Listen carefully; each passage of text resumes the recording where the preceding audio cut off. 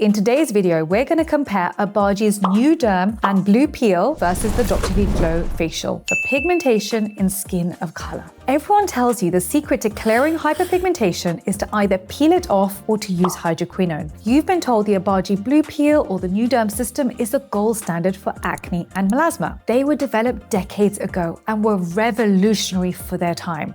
But are they physiologically the best for skin of color according to today's data? The problem is, for skin of color, treating your skin like a renovation project where you can strip the paint or the top layers of skin often triggers the very pigment you're trying to erase. If you use acids meant for Caucasian skin, most people think the sting means it's working. However, clinical physiology shows that in Fitzpatrick skin types 4, 5, and 6, that burn is actually a biological alarm clock, waking up your larger, more reactive melanocytes. I'm going to reveal why the industry standard protocols might be outdated for darker skin tones and the specific chemical reaction, the tyrosinase blockade, you need to target instead. Why listen to me? I'm one of the few medically qualified doctors who's also a cosmetic formulator specifically for skin of color. I'm also a published author with HarperCollins. I'm not just going to give you a product review. I'm going to teach you the science that most clinics are worried about and prevent the dreaded rebound hyperpigmentation that happens after hydroquinone.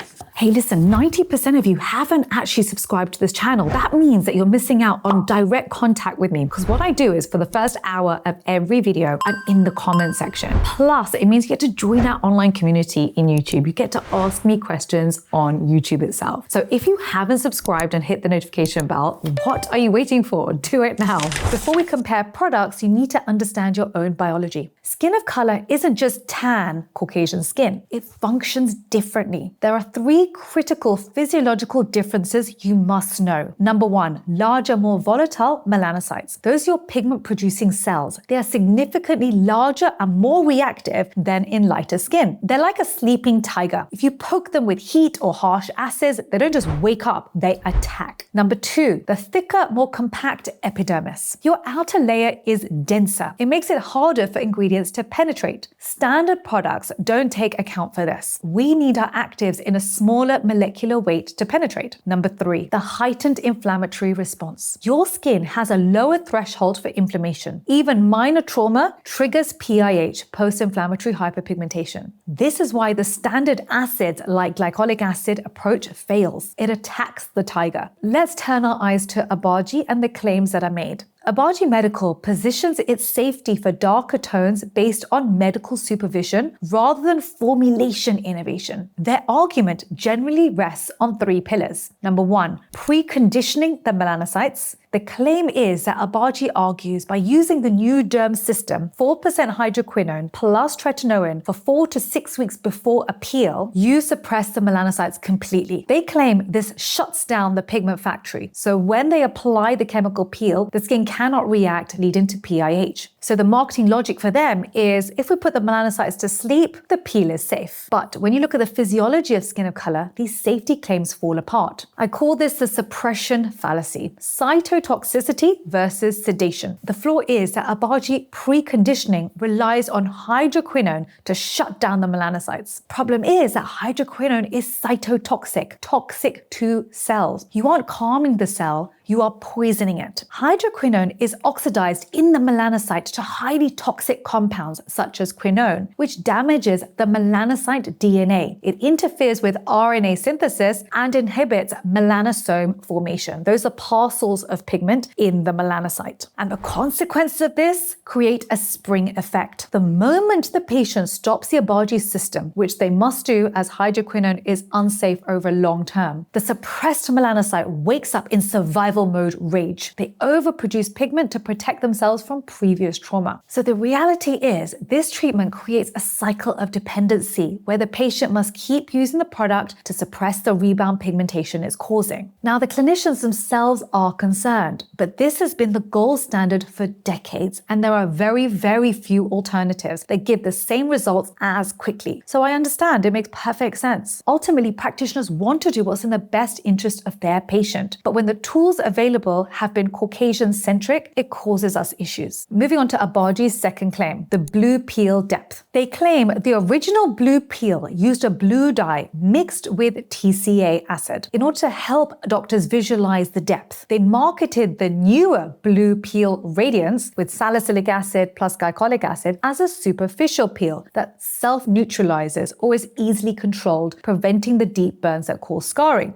The marketing logic is our clinical endpoints are visual, ensuring we don't go too deep. The flaw in this argument, however, is that Obagi training often teaches clinicians to look for erythema or redness, or frosting to judge if this peel has worked. But in skin of color, redness is masked by melanin. The clinician looking for pink on darker skin tones might leave the acid on for too long because they can't see the reaction. The consequence, unfortunately, is by the time the clinician sees a visual change on Fitzpatrick 4, 5, and 6, the patient has likely already suffered a superficial burn. This invisible inflammation triggers PIH weeks later. So that's hyperpigmentation weeks later. The other problem here is the glycolic acid hotspot risk. The blue peel radiance contains glycolic acid and uses a layering technique to increase intensity. The problem is glycolic acid has the smallest molecular weight of all AHAs. In the compact epidermis of skin of color, small molecules penetrate uncontrollably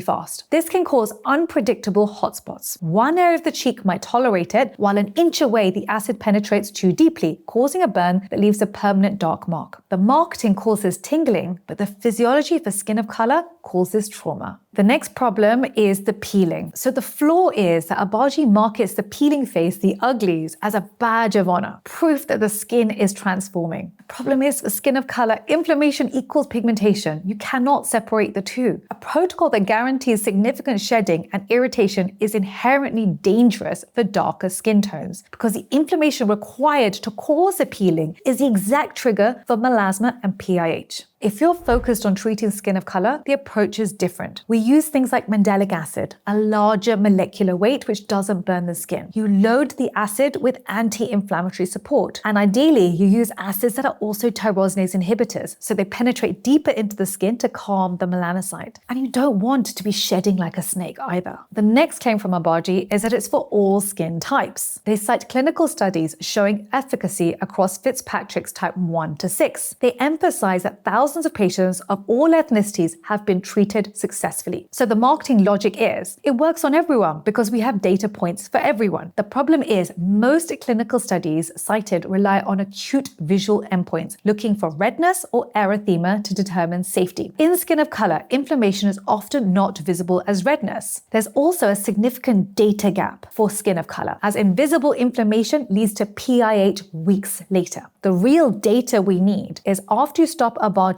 what happens to the patient's skin 6 months later for skin of color. Up until now, Obagi has been the best that we've had to offer for pigmentation, but it's less than ideal for skin of color. And this is why I had to create a treatment formulated specifically for skin of color, tackling hyperpigmentation, acne, texture, fine lines, and dull skin. I resisted doing this for years, as it is essentially setting up a whole new business B2B. New marketing, new networks, and huge investment. But my trip to South Africa and meeting thousands of you in person showed me I had to bite the bullet and commit to innovation for professional aesthetics for skin of color. We tend to just get protocols tested on Caucasian skin and exported to the rest of the world. We tend to put our brown or black face in the marketing campaign, but really we need to be at the decision-making process in the lab itself. So I started with the problem. To understand the solution, we must first accept the physiology. There are 3 critical histological differences in skin of color that dictate why we must change our approach. Number 1, the melanocyte biology. We know that melanocyte density is roughly consistent across all skin types from 1 to 6. However, in skin of color, the melanosomes are larger. Those are parcels of pigment in the melanocyte, and they're loaded with more melanin. They are biologically hypersensitive. The threshold for triggering tyrosinase activity is significantly lower in skin of color. This means that minor trauma trauma, even from heat from steam, can trigger a disproportionate melanin response. Difference 2, the stratum corneum. That's the top layer of the epidermis. Skin of color typically possesses a thicker, more compact epidermis. This increased density makes it physically harder for active ingredients to penetrate effectively. Yet the same density means that physical scrubs or microdermabrasion often cause micro tears rather than even exfoliation. This also increases the risk of irritation and inflammation and then hyperpigmentation. Difference number 3 is a ceramide deficiency. Studies indicate that skin of color contain fewer fatty ceramides. This results in a compromised lipid barrier and higher transepidermal water loss. That's water evaporation from the skin. Clinically, you see this as ashy or dull skin. Standard protocols that strip oils, often used for acne, for example, destroy this already fragile barrier, leading to a feedback loop of dehydration and dullness. So what's the solution? We developed the Dr. Vanita Rattan Glow Facial Treatment to solve these specific physiological challenges. It's a 50-minute,